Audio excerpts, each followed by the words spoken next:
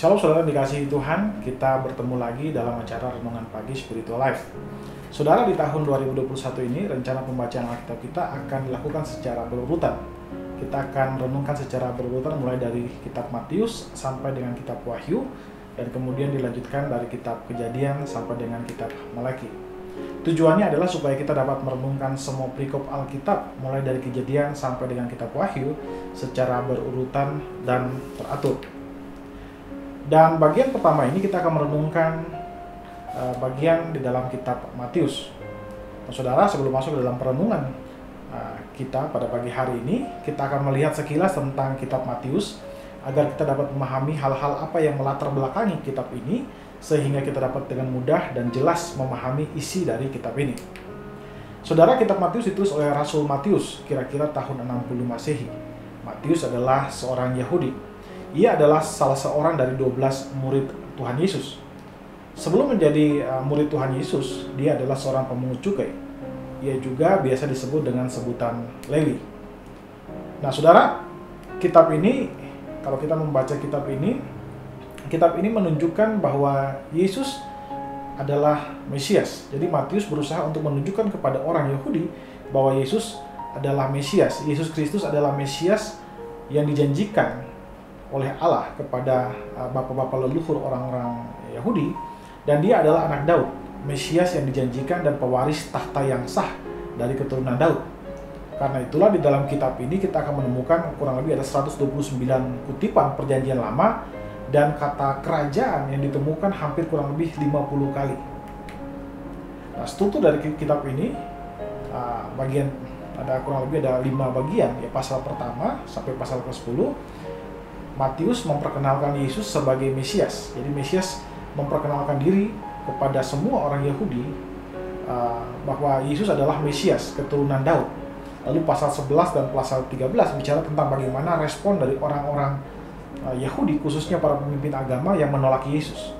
Lalu pasal 14 sampai pasal 20 dijelaskan tentang bagaimana Tuhan Yesus memuridkan dan mempersiapkan murid-muridnya untuk menghadapi kematiannya.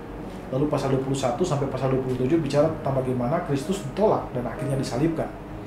Lalu pasal 28 bicara tentang bagaimana Kristus bangkit dan kemudian dia mengutus semua muridnya ke seluruh dunia.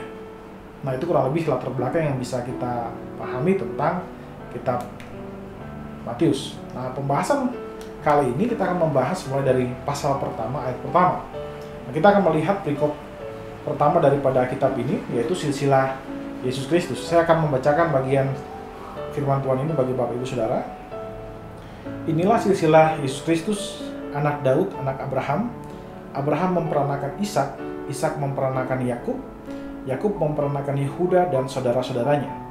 Yehuda memperanakan Peres dan Zerah dari Tamar. Peres memperanakan Hezron, Hezron memperanakan Ram, Ram memperanakan Abinadab, Abinadab memperanakan Nahason, Nahason memperanakan Salmon, Salmon memperanakan Boas dari Rahab, Boas memperanakan Obed dari Rut, dan Obed memperanakan Isai.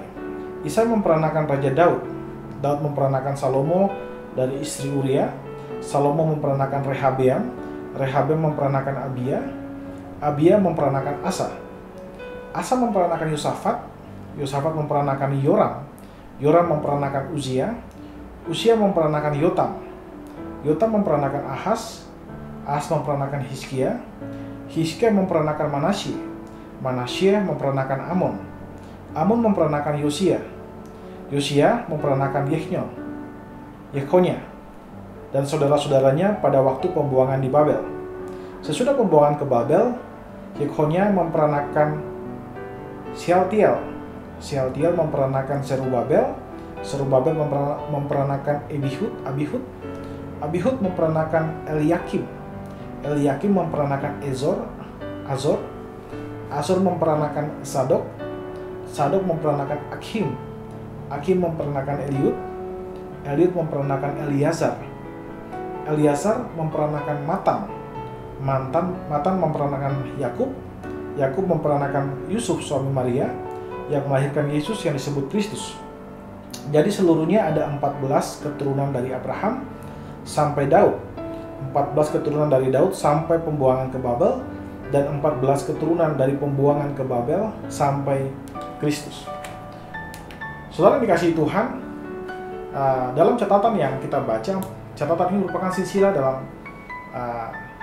perjanjian baru tentang silsilah Tuhan Yesus. Kalau saudara membaca catatan silsilah dalam perjanjian lama, silsilah dalam perjanjian lama diawali dengan membahas keturunan Adam. Tetapi perjanjian baru dimulai dengan membahas silsilah Yesus Kristus. Dan tahukah saudara bahwa silsilah Yesus Kristus adalah silsilah yang terakhir di dalam Alkitab, yang tercatat dalam Injil Matius pasal 1 sampai pasal 17 dan Lukas pasal 3 ayat 23 sampai ayat 28. Ini menunjukkan bahwa Kristus adalah Adam yang kedua, seperti yang dijelaskan oleh Rasul Paulus dalam kitab Roma. Saudara, bagi sebagian orang, silsilah adalah sebuah daftar nama yang sulit, yang membosankan. Namun silsilah sebenarnya merupakan catatan tentang Allah yang terus bekerja dari zaman ke zaman untuk mempersiapkan kedatangan Mesias ke dalam dunia. Melalui silsilah Yesus Kristus, kita bisa melihat bahwa Allah berkuasa dan berdaulat dalam mewujudkan rancangannya yang sudah Ia janjikan kepada umatnya. Saudara, pelajaran rohani yang bisa kita dapatkan dari kisah silsilah ini adalah Allah kita adalah Allah yang berdaulat untuk menggenapi semua rencananya atas hidup kita. Memang seringkali ketika keinginan-keinginan dan harapan kita tidak terwujud dan doa-doa kita tidak terjawab, kita merasa sepertinya Allah melupakan kehidupan kita. Tapi firman Tuhan hari ini datang untuk mengingatkan kita bahwa Allah bekerja dengan cara yang ajaib untuk mewujudkan rencananya yang indah untuk hidup kita. Dan yang perlu kita lakukan adalah tetap percaya dan berharap kepada Dia. Saudara, marilah kita mengambil waktu sejenak untuk merenungkan firman Tuhan yang baru saja kita dengar. Saudara, apakah ada hal-hal yang saat ini membuat saudara menjadi takut, khawatir, dan gelisah?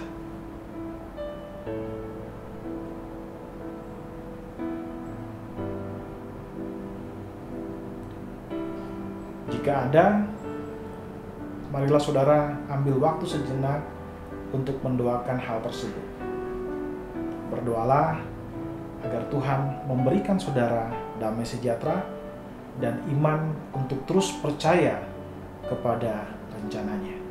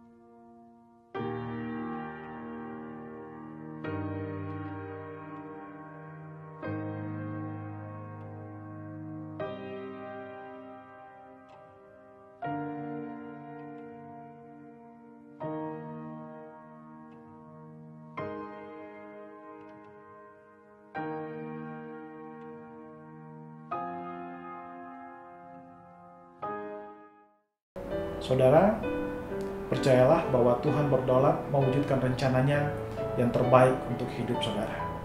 Mari kita tundukkan kepala, kita berdoa.